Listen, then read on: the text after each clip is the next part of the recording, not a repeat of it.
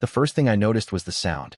Not birds, not wind in the pines, not the usual quiet hum of the hills, but the low grinding roar of heavy machinery echoing up the valley. I remember sitting in my truck for a second, grocery bags sliding across the passenger seat, thinking there had to be some mistake, because that sound was coming from my property. When I turned the corner of the gravel drive and saw an excavator sitting halfway up my hillside, its bucket buried in the dirt like it owned the place, my stomach dropped so fast it felt like the ground tilted under me. I didn't even shut the truck off. I grabbed my phone, hit record, and stepped out slowly, trying to process what the hell I was looking at. My name's Mark Caldwell. I'm not some big land developer, not some wealthy investor, just a guy who bought a quiet piece of mountain land years ago because I wanted space, water, and peace. Back in 2011, I bought a little over 5 acres in western North Carolina, just outside a tiny town called Ridge Hollow. The land sits on a gentle hillside overlooking a valley, with mountains stacked in the distance like faded blue waves. It's the kind of place where mornings are foggy, evenings smell like wood smoke, and the loudest thing most days is a crow complaining about something. But what really made the land special wasn't the view. It was the spring. Right in the middle of the eastern slope, there's a natural spring that's been flowing since before anyone kept records. The original homestead out there was built in the 1950s, and the old owner had built a small stone spring house over it. Nothing fancy, just stacked rock, a metal lid, and a pipe running downhill to the well tank. That spring fed the house for 70 years. And when I bought the place, it fed mine too. If you've ever lived in the mountains, you know water isn't something you take lightly. Wells can run dry. Drilling can cost tens of thousands.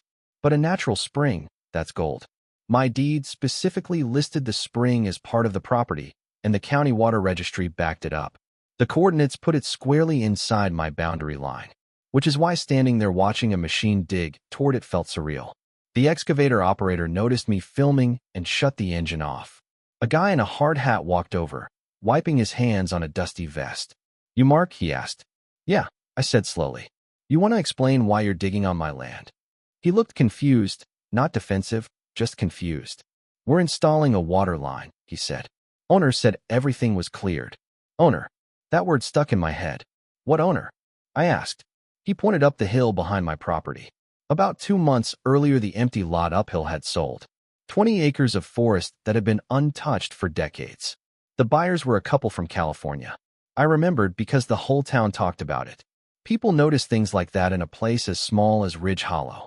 Their names were Trevor and Alyssa Vaughn.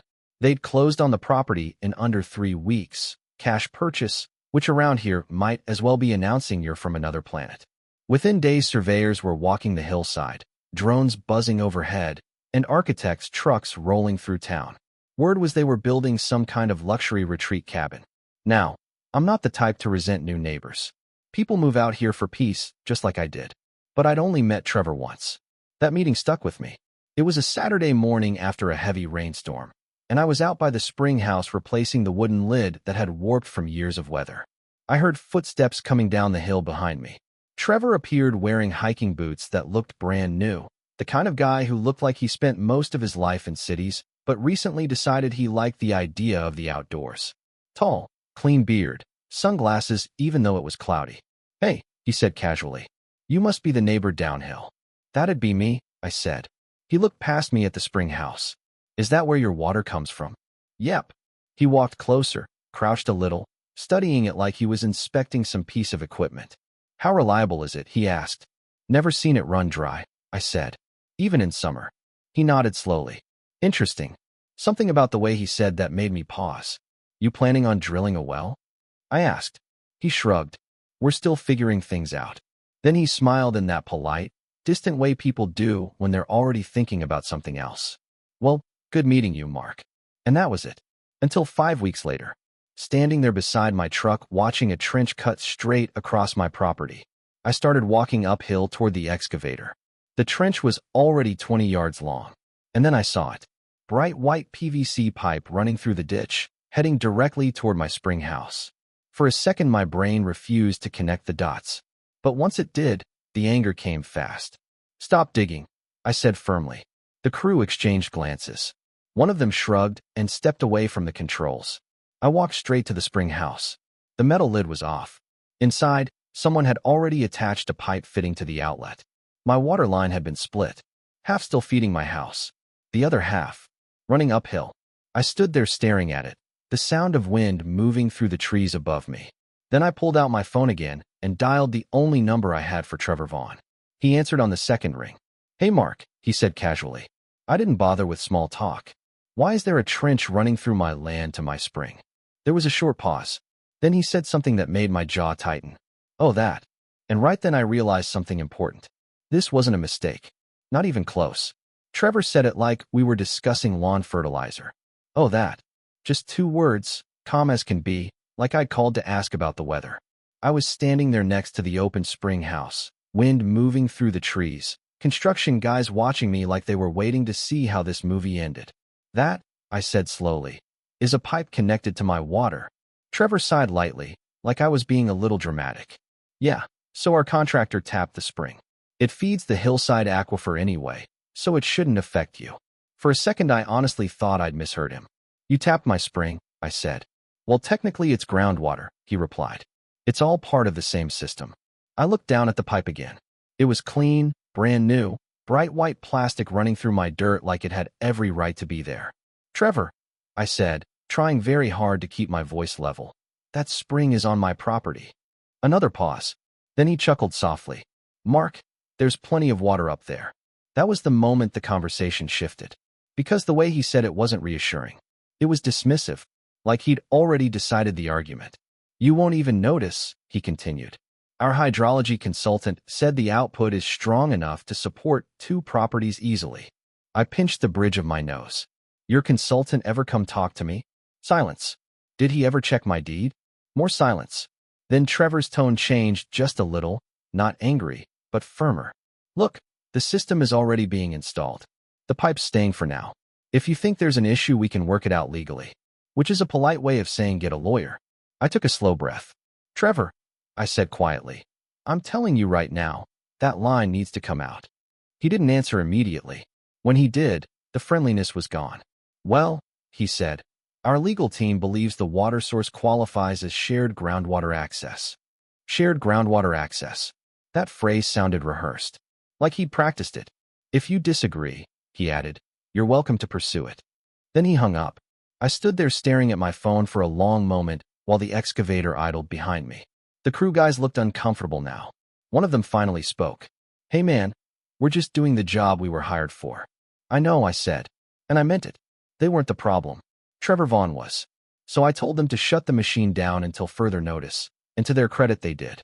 Then I got back in my truck and drove straight into town.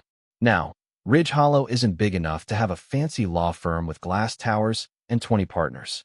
But we do have David Harper. David's office sits above an old hardware store on Main Street. And if you didn't know better, you'd think it belonged to a retired librarian instead of the most stubborn property lawyer in the county. David's been practicing land law out there for 30 years. Farm disputes, boundary fights, timber rights, the kind of issues that only happen when people live close to the land. When I walked in and told him someone had run a pipe to my spring, he leaned back in his chair and gave me the same look a mechanic gives when you describe a weird noise in your engine. "Let's start with your deed," he said. So he spread the documents out across his desk. Survey maps, property lines, water registry records. He studied them quietly for a long time. Then he adjusted his glasses and tapped the page with one finger. "Well," he said, "that's about as clear as it gets." Meaning? Meaning that spring is entirely yours. I exhaled slowly. No shared claim. None. No easement. Nope. No water rights exceptions. David smiled slightly. "Mark, if the county clerk wrote this any clearer, they'd have drawn a smiley face next to it." That was good news. But the look on his face told me the situation still irritated him. "What bothers you?" I asked. He leaned back again. "What bothers me," he said, "is that someone from out of state thinks mountain property law works like a homeowners association." I couldn't help laughing a little. "So what do we do?" David didn't hesitate. "We send them a notice." That same afternoon, he drafted a letter. It was polite, professional, and extremely direct. It stated that the spring was privately owned, that the water system installed on my property was unauthorized, and that the Vaughns had 12 days to remove all equipment and restore the land. If they failed to do so, legal action would follow. David mailed it certified. For a few days, things were quiet. The construction crew didn't return. I figured maybe Trevor had realized this was a losing fight. Then the reply came. Except it didn't come from Trevor. It came from a law firm in San Francisco. 6 pages long. Full of language that sounded impressive if you didn't know better. They argued that the spring could be part of a broader aquifer system. They questioned the exclusivity of surface rights versus groundwater flow. They suggested the possibility of shared usage agreements. And at the end, they proposed a solution. Water sharing. A mutually beneficial arrangement, allowing the Vaughn's system to remain installed while both properties access the spring. I remember sitting in David's office while he finished reading it. "What do you think?" I asked. He folded the pages neatly. "I think," he said slowly, "that someone paid a very expensive lawyer to write a very creative argument. Creative bad. Creative losing." I grinned. "So what now?" David slid the letter aside. "Now we file for an injunction," which meant taking the issue to a judge and asking for a legal order forcing them to stop. But here's the part that made the whole thing feel surreal. While lawyers were exchanging paperwork, Trevor kept building. 2 weeks later, I drove home and saw fresh tire tracks leading up the hill again. I walked to the spring house. The trench had been extended. More pipe had been installed. And halfway up the slope sat a brand new pressure tank. The system wasn't paused anymore. It was almost finished. I called Trevor again. This time he answered with a hint of irritation. "Mark, I'm in a meeting. Your crew is back on my land." "Yes," he said calmly. "Our attorneys advised completing the installation while the matter is under review." I stared at the hillside. "You're ignoring a legal notice." "Disputing it," he corrected. "You're trespassing. We'll let the court decide." Then he added something that made my blood boil. "Honestly, Mark, it would just be easier if you accepted the water share. There's more than enough." That word again. Enough. Like the issue wasn't ownership. Like it was generosity. I hung up without another word. Because at that point it wasn't just about water anymore. It was about the assumption. The quiet confidence that someone with more money, more lawyers, and a big enough project could simply push a neighbor out of the way. 7 weeks later, we finally stood in a courtroom in Asheville. Trevor and Alyssa sat across the aisle with 2 attorneys. David sat beside me with a yellow legal pad and a pen he kept tapping against the table. The judge, Patricia Ellison, reviewed the documents for nearly half an hour. No one spoke. The room was so quiet you could hear papers sliding across the bench. Then she looked up, and what she said next changed everything. Judge Patricia Ellison finally set the documents down in front of her, folded her hands together, and looked across the courtroom like a teacher about to explain something painfully obvious. "Now I've sat through a few county hearings before, property line disputes, tax assessments, boring stuff where everyone argues about inches of land and old fence posts. But this felt different, because the silence in that room had weight to it." Trevor and Alyssa were sitting across the aisle, both dressed like they were heading to a tech conference afterward. Their attorneys looked confident enough, flipping through binders like they expected a long legal chess match. David, meanwhile, looked relaxed. Too relaxed. He leaned back slightly, pen balanced between his fingers, like he already knew the ending to a movie everyone else was still watching. The judge cleared her throat. "Well," she said, glancing down at the survey again, "this case is actually quite straightforward." That's never a sentence the losing side enjoys hearing.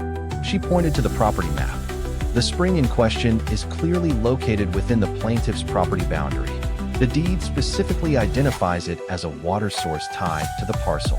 She flipped a page, and the county registry confirms exclusive usage rights associated with that designation. One of Trevor's attorneys stood slightly. "Your Honor, if I may." She held up a hand without even looking at him. "I've read your argument regarding aquifer connectivity." The courtroom went quiet again. Then she leaned forward just a little. "But the existence of groundwater beneath multiple properties does not grant the right to physically install infrastructure on someone else's land." There it was. Simple. Clear. Final. Trevor shifted in his chair. The judge continued. "The defendants installed piping and pumping equipment directly on the plaintiff's property without authorization." She paused again, glancing briefly toward Trevor and Alyssa. "That constitutes trespass." Then she turned another page. "The court orders the defendants to remove all equipment associated with the unauthorized water line and restore the land to its previous condition within 10 days. My shoulders dropped about 2 inches when she said that. But she wasn't finished. If the defendants fail to comply within that time frame, she added calmly, the plaintiff is authorized to remove the equipment himself and bill the defendants for all associated costs. She closed the folder. Case resolved. And just like that, it was over. Or at least it should have been. Outside the courthouse, Trevor walked past me without making eye contact. His attorneys were already talking quietly around him, probably discussing appeals or damage control. David clapped me lightly on the shoulder. Well, he said with a small grin. That went about how I expected. You ever see someone ignore a court order? I asked. David gave a short laugh. Oh, more times than you'd think. That answer stuck with me on the drive home. Because people who assume rules don't apply to them usually don't change their habits overnight. And sure enough, 10 days passed. Nothing happened. No crew. No trucks. No equipment removal. In fact, when I walked up to the spring house on the 10th day, the system was still running. The pipe was still connected. And the pressure tank halfway up the hill was humming quietly like it had every intention of staying there forever. I stood there for a minute just listening to it. Then I called David. They didn't touch it, I said. He didn't sound surprised. All right, he replied calmly. Then we moved to step 2. Step 2 meant enforcement. 2 days later, early on a cool Thursday morning, a small convoy rolled onto my property. Carlos Mendoza was driving the first truck. Now if you've lived in Ridge Hollow long enough, you know Carlos.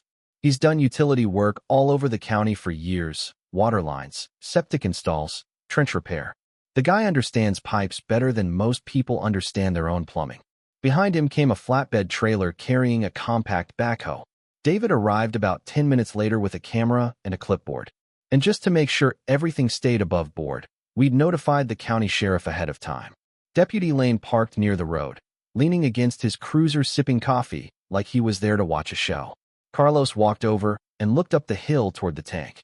So that's the famous pipe? He said. That's the one. He whistled softly. Bold move running that through somebody else's land. Judge didn't think much of it either. Carlos grinned. Well, let's clean it up. Now I'll admit something here. There was a small part of me that wondered if Trevor might suddenly appear in some dramatic last-minute attempt to stop us. Maybe a truck racing down the driveway. Maybe lawyers. Maybe shouting. But the hillside stayed quiet.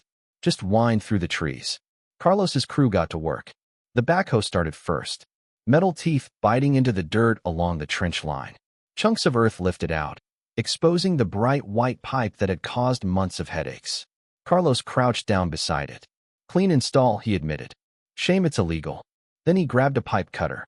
The first snap of PVC echoed across the hillside like a starting pistol. From there it went quickly. Sections of pipe pulled out one by one. The pressure tank disconnected. The pump removed from the spring house. David photographed every step like we were documenting a museum exhibit. 3 hours later, the line that had stretched across my property was nothing but a pile of plastic tubing in the back of Carlos's truck. Then came the restoration. The trench was filled, soil leveled, grass seed scattered over the fresh earth. By mid-afternoon, the hillside looked almost like it had before all this started. Carlos leaned on the shovel and looked around. You'd barely know anything happened here. Except, of course, I would. Because every time I walked past that spring house, I'd remember the months of arguments, the courtroom, the assumption that someone could simply take what they wanted if they pushed hard enough. Before leaving, Carlos handed me the invoice. Send that to the fancy neighbors, he said. Oh, I will. A week later, David confirmed the bill had been forwarded along with documentation from the court order. Whether Trevor paid it happily or not, I honestly don't know. But I will say this. A few months after everything ended, I saw him once at the grocery store in town. We passed each other in the aisle near the coffee. He recognized me immediately. There was an awkward pause. Then he gave a small nod. No apology. No conversation. Just a quiet acknowledgement, like two people who both understood exactly how the story had played out. And honestly, that was enough for me. Because the truth is, this whole thing wasn't really about water. It was about boundaries. Not just property lines drawn on paper, but the invisible lines between neighbors, respect, communication, the basic understanding that living near other people means you don't bulldoze your way through them. Some folks learn that lesson early. Others learn it the expensive way. Now here's the part I'm curious about. Because whenever I tell this story, people split into two camps. Half say I was absolutely right to fight it all the way. The other half think maybe sharing the spring would have been the easier path, less lawyers, less drama. So I want to hear what you think. If you own that land, and someone ran a pipe to your water without asking, would you have fought it the same way? Or would you have tried to make a deal? Let me know down in the comments. And if you enjoy stories about real neighbor conflicts, property disputes, and those moments when karma finally shows up right on time, stick around, because I've got plenty more like this to tell.